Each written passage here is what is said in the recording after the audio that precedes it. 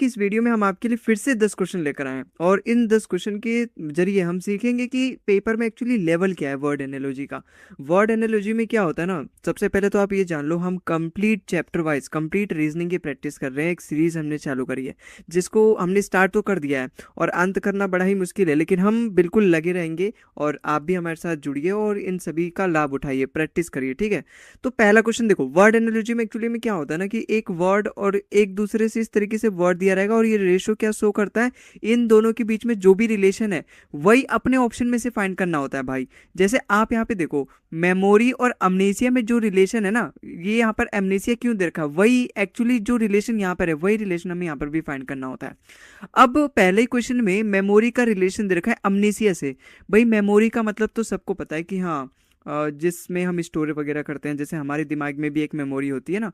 और अमनेसिया मतलब वही मेमोरी अगर गुम हो जाए, गुम होने का मतलब हमारी मेमोरी काम ना करे, हमारी स्मृति बिल्कुल ही गायब हो जाए, कल हमने क्या खाया था रात में वो भी हमें याद नहीं है, तो उस बीमारी को कहते हैं। अभी तो आप मान लो, चलो ठीक है, आपका कमजोर है दिमाग, आपने बादाम कम खाए हैं और इंस्टा रील्स ज़्यादा देखे हैं, इसलिए आपको ये बीमारी होती जा रही है, लेकिन वो बीमारी नहीं, ये बिल्कुल ही मतलब एक वैसे बीमारी हो जाना, मतलब एक permanently loss of memories known as amnesia, ये बीमारी का नाम है भाई, ठीक है। तो अगर मेमोरी चली जाती है तो उस बीमारी को हम कहते हैं अमनेसिया। तो क्या कोलेरा हो जाता है तो वो उस बीमारी का नाम दे रखा है क्या, कोलेरा। और एपिडेमिक, एपिडेमिक मतलब क्या होता है, एपिडेमिक मतलब एक बहुत ज्यादा बीमारी फैलना, मतलब जैसे कोरोना वायरस था ना, वो भी एक तरीके का एपिडेमिक था। तो ये तो नहीं है भाई, यहाँ पे मेमोरी के लॉस होने वाली बीमारी दे रखा है। कोलेरा से मतलब होने वाली ऐसे कुछ बीमारी का नाम तो नहीं दे, कोलेरा तो अपने आप बीमारी का नाम दे रखा है और वो दे रखा है लेफ्ट हैंड साइड में, राइट हैंड साइड में देना चाहिए। ओल्ड एज और सेनिलिटी, देखो सेनिलिटी होती है कमजोरी, ओल्ड एज से अपने आप सेनिलिटी आ जाती है। ऐसा नहीं कि ओल्ड एज खोने से, मतलब जैसे यहाँ पे है ना मेमोरी के खोने से एमनेसिया की बीमारी हो जाती है, वैसा यहाँ पे कोई भी रिलेशन नहीं है। ऑडिशन के खोने से हियरिंग हो जाती है, बिल्कुल नहीं भाई। ऐसा जैसा हमने देखा है ना भाई, क्वेश्चन में हमने जैसा पढ़ा है वैसा ही हमें ऑप्शन में भी सोचना है, बिल्कुल तन्नक सा भी फर्क नहीं होना चाहिए। अच्छा, विजन, विजन मतलब क्या होता है, हमारी जो आंखों की रोशनी होती है ना, क्या उसके खोने से हमें ब्लाइंडनेस हो जाता है, बिल्कुल भाई ब्लाइंडनेस हो जाता है। ऑप्शन नंबर डी इसका बिल्कुल करेक्ट आंसर है, ठीक है। तो देखा आपने, जैसा हमने क्वेश्चन में पढ़ा था, जो रिलेशन था अपने क्वेश्चन में वही अपने ऑप्शन नंबर डी में मिला और इसीलिए अपना ऑप्शन नंबर डी इसका बिल्कुल करेक्ट आंसर हो जाएगा। अच्छा, क्वेश्चन नंबर 2 देखो, यहाँ पे मीट का रिलेशन दे रखा है वेजिटेरियन, बिल्कुल अपोजिट है, बिल्कुल अपोजिट है भाई। जो मीट खाता है क्या वो वेजिटेरियन होता है क्या, नहीं होता ना। मतलब मीट खाने वाला वेजिटेरियन नहीं होता, हम इस तरीके से पढ़ सकते हैं, आप अपोजिट है, मतलब जो मीट खाता है वो वेजिटेरियन नहीं है ना, यही है ना, जो वेजिटे, हाँ ठीक है। तो जो अल्कोहल, या फिर हम ऐसे भी कह सकते हैं, उसका अपोजिट दे रखा है भाई, मीट का अपोजिट वेजिटेरियन, तो अल्कोहल का अपोजिट क्या होगा। देखो मान के चलते हैं टीटो टेलर, मुझे नहीं पता है ना भाई, एग्जाम में इस तरीके के अगर वर्ड कहीं से पूछ ले तो मुझे नहीं पता चलता। लेकिन आप दूसरे वर्ड को देखो, एलिमिनेशन मेथड भी होता है ना एक। एलिमिनेशन मतलब क्या होता है, जिस ऑप्शन के बारे में हमें नहीं पता उसको हम छोड़ देते हैं, बाकी के ऑप्शन चेक करते हैं और ये चेक करने की कोशिश करते हैं कि ये तो 100% नहीं हो सकता। भाई जो अल्कोहल पीता है वो स्मोकर हो सकता है क्या, स्मोकर मतलब स्मोक करने वाला, फूकने वाला, वो थोड़ी ना होगा, बी तो होगा ही नहीं। अब अल्कोहल और वाटर का तो कोई रिलेशन ही नहीं है, हालांकि बहुत गहरा रिश्ता है अल्कोहल और वाटर में, लेकिन जो मीट और वेजिटेरियन में नहीं है वो यहाँ पे नहीं है अल्कोहल और वाटर में, ठीक है। और डाइटिशियन का तो दूर दूर का रिश्ता है भाई, अल्कोहल और डाइटिशियन कोई नाता ही नहीं है। तो ये तीनों ऑप्शन मैंने ऐसे ही एलिमिनेट कर दिए, बचा ऑप्शन नंबर ए इसका बिल्कुल करेक्ट आंसर हो जाएगा। आपने देखा हमने कैसे बिना जाने टीटो टेलर का मीनिंग हमने सारे ऑप्शन फाइंड कर लिए, ऐसा हमने क्यों किया। और वैसे भी देख लो, टीटो टेलर का मतलब ही वही होता है जो अल्कोहल वगैरह कंज्यूम नहीं करता। तो वेजिटेरियन मतलब जो मीट वगैरह नहीं खाता, टीटू टेलर मतलब, टीटू टेलर नहीं, टीटू टेलर मतलब अल्कोहल नहीं पीता, ठीक है। आई होप आपको समझ में। इन सबको याद रखना भाई, पेपर में ये पूछा गया और आगे भी पूछा जाएगा, एसएससी तो जाना ही जाता है प्रीवियस ईयर क्वेश्चन के लिए, है ना। वो 70-80% वो प्रीवियस ईयर ही चिपका देता है, मेहनत नहीं करते वहाँ के इनविजिलेटर नए क्वेश्चन बनाने में, तो आप उसका फायदा उठाओ, ठीक है। अब विश का रिलेशन दे रखा है डिजायर के साथ। देखो विश मतलब भी हाँ भाई मेरी विश पूरी हो जाए, डिजायर मतलब भी हाँ कि भाई मेरी ये इच्छा है मैं मर्सिडीज खरीद लूँ, इस तरीके की डिजायर होती है ना भाई लोगों की, लोगों की क्या, सबकी होती है। तो रन और राइड, भाई ये दोनों एक दूसरे की सिनोनियम है। रन मतलब क्या होता है, दौड़ना, राइड मतलब क्या होता है, राइड करना किसी पे, कार वगैरह पे, क्या ये दोनों सेम है। देखो हमें ना रीजनिंग में, रीजनिंग एक ऐसा सब्जेक्ट है ना जिसमें आपको कई बार ऐसा मिलेगा कि दो दो ऑप्शन सेम सेम से नजर आ रहे हैं, हमें बेस्ट ऑप्शन ढूंढना होता है। अच्छा ठीक है, मेरे को कंफ्यूजन हो रही है कि ए में ए वाला करेक्ट है कि नहीं, आगे वाला हम देखते हैं। ड्राइवर और स्पीड तो एक दूसरे के सिनोनियम नहीं है, ये तो गलत है बिल्कुल। मॉर्निंग और इवनिंग तो अपोजिट हो जाएंगे। लेकिन कूल और कोल्ड देखे तो ज्यादा ज्यादा बेस्ट लग रहा है मुझे ये। रन और राइड से तो मेरे को बेस्ट लग रहा है, इसलिए ऑप्शन नंबर डी। अच्छा क्यों हो जाएगा भाई? कूल मतलब ठंडा, कोल्ड मतलब भी ठंडा, सबसे ज्यादा बेस्ट तो सिनोनियम ये है ना। राइड मतलब सैर करना होता है, रन मतलब दौड़ना। दौड़ना और सैर करना में क्या आपको फर्क नहीं पता? बिल्कुल फर्क है भाई। सैर करना मतलब हाथी घोड़े कार गाड़ी इन सब पे चल के, और रन मतलब अपने ही पैरों पे दौड़ना। तो ये तो गलत हो जाएगा, तो ऑप्शन नंबर डी इसका बिल्कुल करेक्ट हो जाएगा, बिल्कुल परफेक्ट सिनोनियम है अपने ऑप्शन नंबर डी में। अगला सवाल देखो यहाँ पे, वेट और बैलेंस।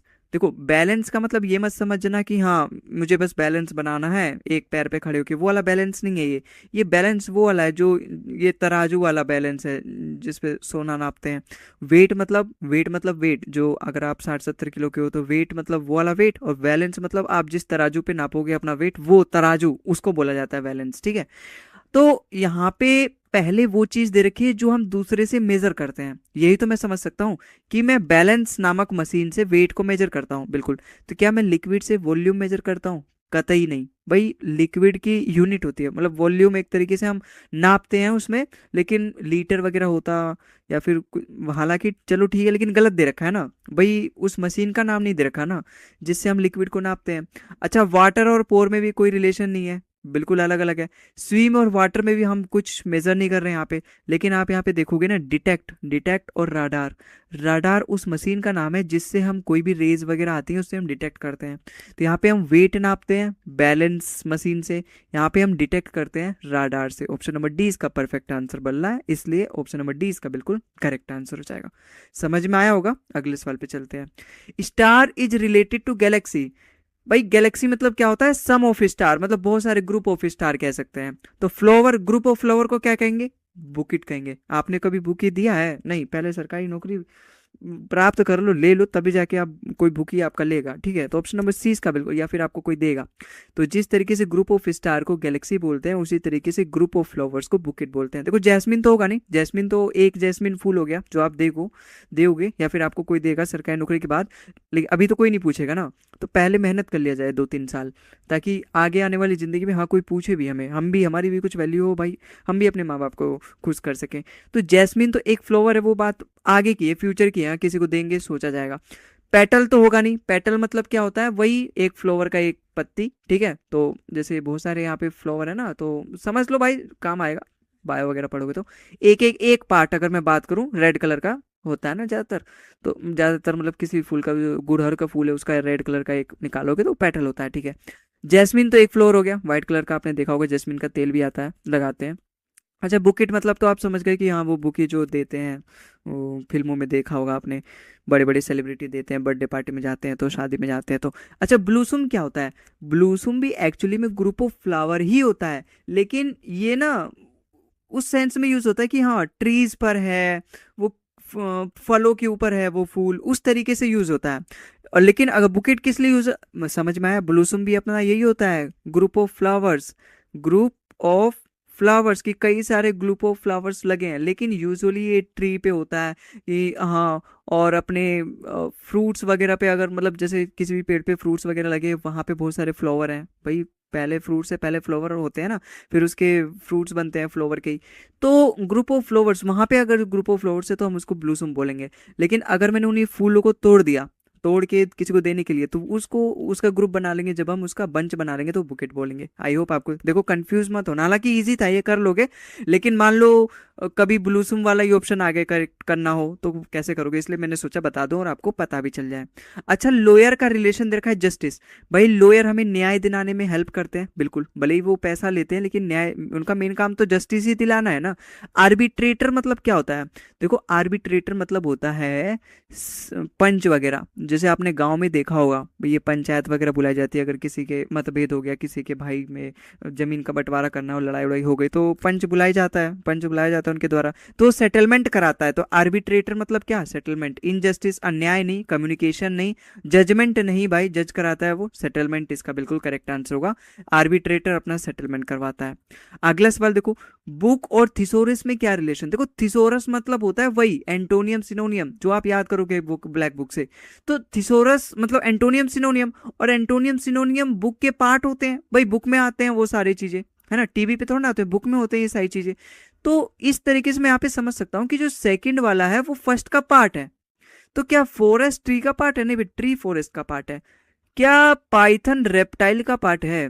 देखो पाइथन मतलब होता है सांप, और एक कोडिंग लैंग्वेज भी होती है, लेकिन यहाँ पे आप सांप से समझो क्योंकि यहाँ रेप्टाइल दे रखा है, दोनों भावनाएं अलग अलग होती हैं हर जगह। ठीक है। अच्छा, वुड क्या फर्नीचर का पार्ट है? नहीं, फर्नीचर वुड अलग चीज है भाई, यहाँ पे अगर बेड वगैरह होता तो उसका पार्ट हो सकता था। बॉल टेनिस का पार्ट है? नहीं। बाकी के तीन ऑप्शन गलत गए, ऑप्शन नंबर बी इसका बिल्कुल करेक्ट हो जाएगा। रेप्टाइल मतलब क्या होता है? रेंगने वाले जानवर। रेंगने वाले जानवर, जैसे अपने ये सांप हो गया, ठीक है, तो ये रेंगने वाला जानवर है। तो इस तरीके से ये क्या हो जाएगा अपना, ये एक रेप्टाइल, और ये अपना एक पाइथन भी है। समझ में आया? तो पाइथन क्या, एक सांप है जो कि रेप्टाइल उसकी कैटेगरी है, और रेप्टाइल के अंदर वो आता है। Cinema is related to audience. भाई सिनेमा ऑडियंस के लिए होता है, ऑडियंस वहां पे जाते हैं, है ना। तो चर्च में कौन लोग जाते हैं, आप ही बताओ। चर्च में देखो, मेडिटेशन करने के लिए चर्च में नहीं जाते, पार्क वगैरह में जाते हैं। कंसंट्रेशन करने के लिए भी हम चर्च में नहीं जाते, प्रेयर करने के लिए भी जाते हैं, लेकिन हाँ, इसका करेक्ट आंसर होगा कॉन्ग्रीगेशन। कॉन्ग्रीगेशन का मतलब होता है, याद रखना भाई, धार्मिक सभा। ठीक है, धार्मिक सभा इंपॉर्टेंट है भाई। और धार्मिक सभा का मतलब एक ऐसी सभा बुलाई गई है जहाँ पे धर्म से रिलेटेड बात हो, जो एक ही धर्म के हो, और वो लोग उसी धर्म को मानते हो, और मतलब उससे ही रिलेटेड वो वहाँ पे पूजा वगैरह करने आए हो। तो चर्च में इसी के कारण जाते हैं, धार्मिक सभा बुलाई जाती है, धार्मिक सभा वहाँ पे जो भी अगर सभा जाती है धार्मिक होती है एक। तो कॉन्ग्रीगेशन इसका बेस्ट आंसर होगा। आई होप आपको समझ में, प्रीवियस ईयर में पूछा गया है भाई। अगला सवाल देखो, एक्शन का रिलेशन दे रखा रिएक्शन से। ये तो वैसे ही हुआ है, एक थप्पड़ पे मारा तो मतलब उधर से भी एक थप्पड़ आएगा, तो वही वाला है, action is equal to reaction. तो स्टिमुलस मतलब आपने उसको टच किया कुछ ताकि वो रिस्पॉन्स करे, ऑप्शन नंबर सी इसका बिल्कुल करेक्ट होगा। रिसेप्शन नहीं होगा, विजन नहीं होगा, फीडबैक नहीं होगा, ऑप्शन नंबर सी इसका बिल्कुल करेक्ट आंसर होगा। ठीक है। अगला सवाल देखो, हीट का रिलेशन दे रखा है सन के साथ। भाई सन से हमें हीट मिलती है, हालांकि विटामिन डी मिलती है, लेकिन हीट भी तो मिलती है उसके साथ साथ, जिसकी वजह से हम विटामिन डी लेने से कतराते हैं। तो सन से हमें हीट मिलती है, तो टेरिस से हमें होम मिलता है क्या? नहीं। कार से क्या हमें राइड मिलता है? अच्छा ठीक है, कार से राइड मिलता है, लेकिन आगे भी देखते हैं। क्या ह्यूमिडिटी से एटमोसफेयर मिलता है? बिल्कुल नहीं, ये तो बिल्कुल नहीं होगा।